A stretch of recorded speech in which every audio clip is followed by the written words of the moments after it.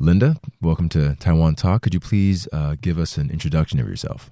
Hi, I'm Linda Tseng, Chief of International Affairs Division of Taoyuan City Government.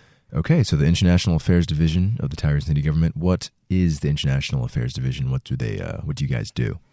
Well, International Affairs Division is like a miniature Ministry of Foreign Affairs in the local government, and we receive foreign guests and manage foreign affairs. We participate in international organization events, and most importantly, we establish sister city relationship and promote foreign city exchanges.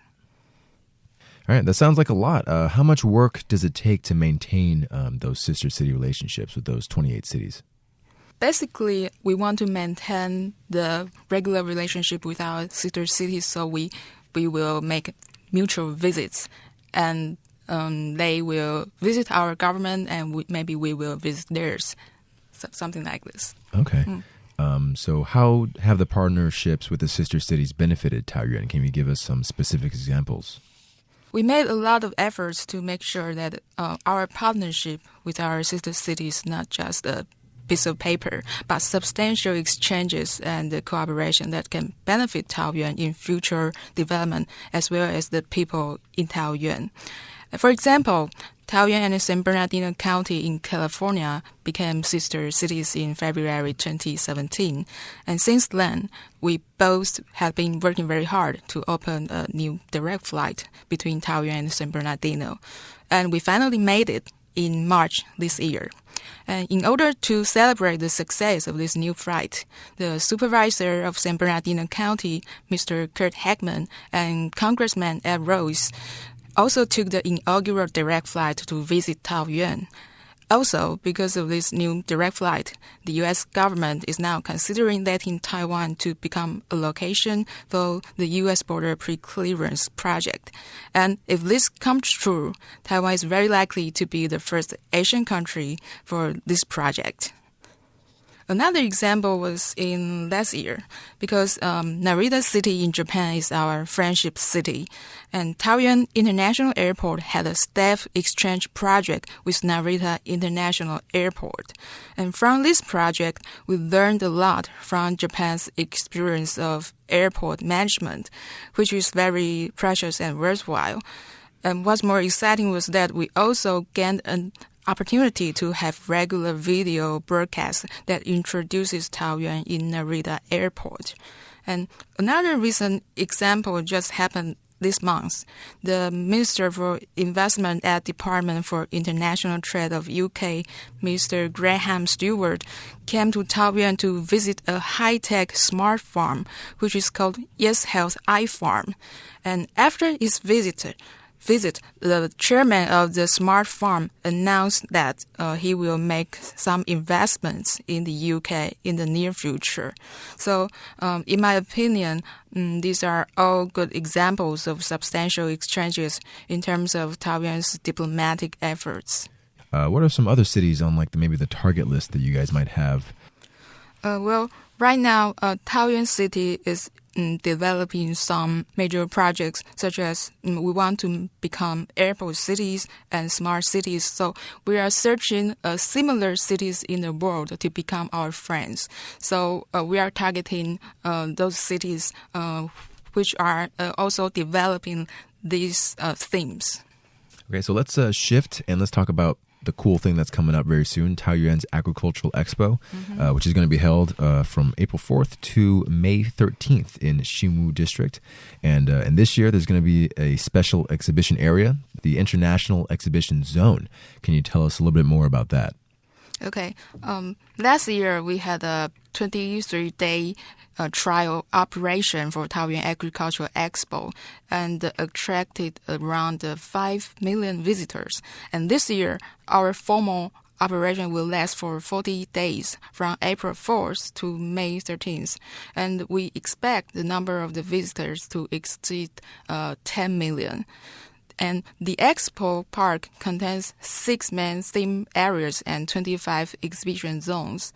As I mentioned earlier, we put a lot of efforts on city diplomacy in recent years. So this year in Taoyuan Agricultural Expo, we designed an international exhibition zone inside the cultural diversity theme area to introduce our sister cities and friendly nations to the visitors.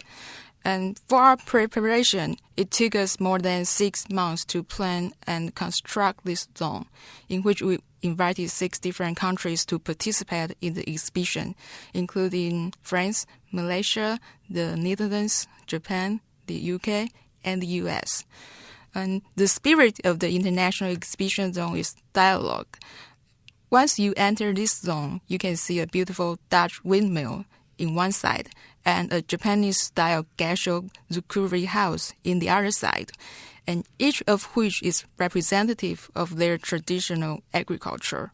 And between them, there is a wooden bridge symbolizing the connection between the West and the East, and a large flower landscape lies right in front of the bridge. For the past few weeks, we had Netherlands specialty exhibition under the windmill, and in the Japanese-style house, we invited 4 of our friendship cities in Japan to exhibit and sell their most famous agricultural products. By the way, the beautiful flower landscape is changing its pattern every week, and it's a perfect background for picture taking, so don't miss any of them. Okay, so apart from the exhibition, will there be any other special activities in the international zone?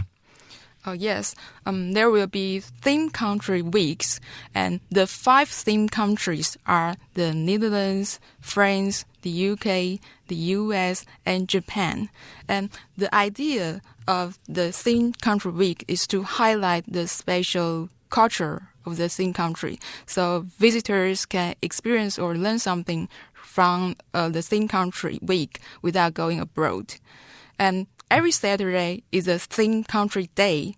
On Saturdays, we have a lot of exotic fun activities, such as a cheese moving challenge for the Netherlands weeks, and the wine test for the French week, and bagpiper performance for the UK week. And on the upcoming Saturday, April 28th, we will enter the American week. In this week, the flower landscape will be stripes of red roses and white flowers, resembling the colors of the U.S. national flag. And besides, there will be a bull riding challenge in the square in front of the windmill.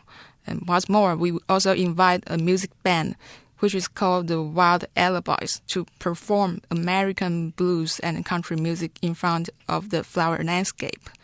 And from May 5th, it will be the Japanese week. And in that week, because Mother Day is approaching, we prepare a special Mother Day's activity, Makeup for Mom.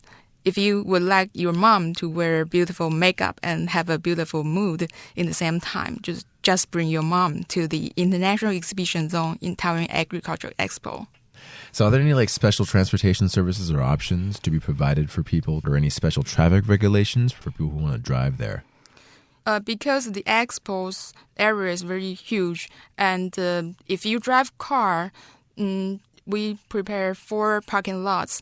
And once you arrive to the parking lot, you just take the shuttle buses into the expo park.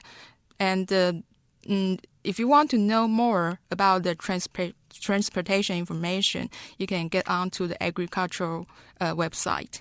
That was my conversation with Linda Tseng, the Chief of International Affairs Division of the Taoyuan City Government. A big thank you to Linda, and thank you also to Shannon Chen for helping set up the interview. Thanks for listening to this week's Taiwan Talk, a podcast provided by International Community Radio Taiwan, FM 100.7. Talk to you again next week. I'm Alex Lewis.